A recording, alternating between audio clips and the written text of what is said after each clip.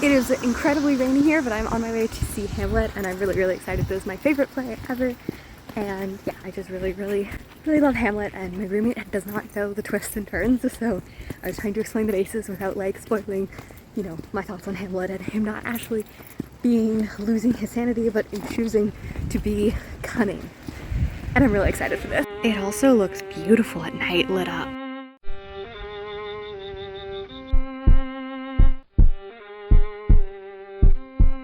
I am home from Hamlet and I am just in awe. That was such an amazing play. Hamlet is my favorite Shakespeare play, and that was definitely confirmed tonight. I really love it. My roommate was so surprised.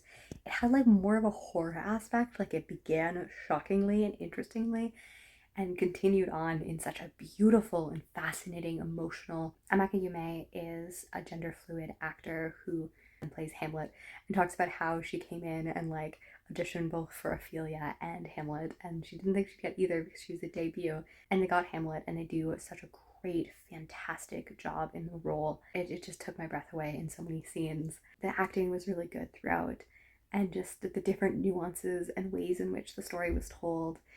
And yeah, I really liked the bent on it. It was a slightly different bent. It was completely modern, which I don't think I've seen a Shakespeare where it was completely modern with like phones and stuff. Phones were not the primary use, like it was probably only 4 or 5 scenes. But like rather than people spying, it's like people like leaving their phone on or something like that, rather than like the person just behind a curtain or something. So I thought that was clever and well done. It was really done well emotionally and creatively, and I'm really happy that I got to see it, as it's just a play that I've held close to my heart for a very long time. I have very strong feelings about Hamlet and his mental state during the thing, about whether he is feigning madness or he is mad himself. I think he is feigning madness. There's definitely the position that Ime took throughout the role, and I think that he just did a really brilliant job in it. Also, he is the narrator of Butter, Honey, Pig Bread, which is incredible. It was one of my favorite books of last year, and I was like, I think I recognize their voice. And then I was stalking them on Instagram when I got home, and I was like, they literally audiobook narrated one of my favorite books of all time, which is so cool, and I love the Canadian talent here. So yeah, that is Hamlet. I thought it was really lovely. Like, my roommate was blown away by it as well. I know that it's not just my affection for the play, like, as someone who had no spoilers for it, was just shocked by it. Polonius was very funny. Many of the things were just really great. And I cannot wait to see Richard III tomorrow. So day 2, and we're going to see Richard III, and I'm so psyched. I love learning about history, and it is the only history play I have ever read, so I'm super excited to be able to watch it and see it. And I think it's modern, but the person last night also said that it switches, so I'm super excited to see all of the ways. I'm also super out of breath, but I'm super excited. And we're back, baby. Look at this. Look at the glowing gloriousness of the theater. I'm so excited to be back and seeing Richard III. Like, it is absolutely gorgeous. Land for generations to come. Feel fancy now. Hello, I finished Richard III, and it was really lovely. I think it's my least favorite of the ones so far, but it was by no means bad at all. It was still really lovely, really enjoyable, and just, it wasn't quite as funny, and I have some thoughts about the disability rap that I will talk about later. But overall, it was really phenomenally well done. So we are wrapping up the Stratford Festival of 2022. It was delightful. I saw 5 plays, 2 of them twice, so 7. And I had such a brilliant time. I ended it on Chicago, which was perfect, and All's Well That Ends Well, which is the same way that I began it. I do think that those two are my favorite. Hands down, really loved it. Hamlet was much more horror and really fun. I really enjoyed its adaptation as well. And then Little Women was really good. I think that it had a few people that were slightly less experienced, and it showed in times, but it was really fun, really delightful. Amy and Joe were both especially well acted. Really enjoyed them. Joe's monologues, Amy's laugh, I really enjoyed it. It was the first John Brooke I've ever liked, which was played by a non-binary actor who did such an incredible job in the role. And then at the beginning of the vlog, I saw Richard III, which I have some thoughts about. I think especially the disability. So there's always going to be a lot around Richard III because Richard III probably didn't have a disability, but Shakespeare kind of made him have this hunchback and this limp, and in the ways in which disability and evil have been put together. And That's incredibly problematic. And there was a times when I felt really uncomfortable. My roommate, who was like sitting beside me, who's disabled, felt even more uncomfortable. She just kept on looking at me being like, I've never been more uncomfortable in my life. So it's definitely hard, because can you make a Shakespearean adaptation of Richard III without having any disabilities? That's very hard. But the ways in which he's limping, the ways in which it's definitely used for humor, the days in which everyone's calling him like filth and like the other insults, it's just incredibly ableist. And I don't know the ways in which the line for art and not art goes in. So we found him in 2012. We found his unmarked grave, and they did DNA tests, and they found out this is Richard III, and he did have sclerosis. So he could have had a little bit of slunched shoulders and stuff like that. But he probably didn't have the limp, and he probably didn't have as much. Like, he was a warrior, he was a soldier. Obviously, people who are disabled can be super active, they can be soldiers and stuff like that. But considering the medical area at the time and the ways in which that was treated, we'd probably know if these were significantly there. So it is specifically added because he's the villain. Also, the ways in which he planned the murders and his conniving from the beginning aren't probably historically correct. A lot of Richard III's villanation in this play is specifically because it is written during the Tudors' ancestry.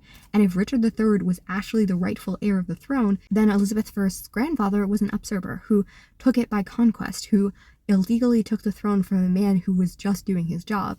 And the ways in which that is depicted is kind of gross. You understand the political machinations and rules around why this is being done. The extra level of adding disability to the reason why he's evil is grotesque to me. I don't necessarily know if I can blame the Stratford Festival, who does such a good job in many other areas, for including this aspect in which is very, very prominent and featured in the story. Like, can you completely take his disability away? Can you humanize him because of his disability rather than making it a laughingstock? I don't know. But I wasn't laughing. His relationship with his wife Anne, who in this is terrible, even though reading and stuff like that did not seem terrible. Him conniving to be in a relationship with his niece, also probably not historically correct. Someone did go like, oh, he might marry, and he sent Elizabeth of York away because he's like, no, I will not do that. So also he's always portrayed as like this very old man, even though he was like 32 when he died. Oh, and Anne, who was played so beautifully by Julia Hill. Like, oh my goodness, I love her as an actress. She's the main character in All's Well That Ends Well as Anne in Richard III, and I'm slightly in love. She is so, so good. So I really like, she is one of the top performances of the night. So she also, like, you know, doesn't want to marry him, and then it's like cursing him, they make him poison him.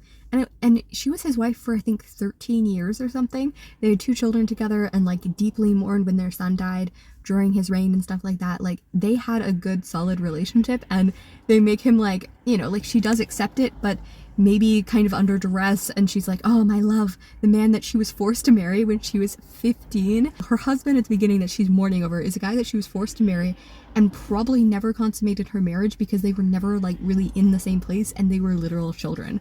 So probably not the great love of her life, but the ways that they connive and change the plot to make him the villain is very interesting. And the ways that they establish that because of the fact that he is disabled is unacceptable on Shakespeare's point, but is it unacceptable on Stratford's accept?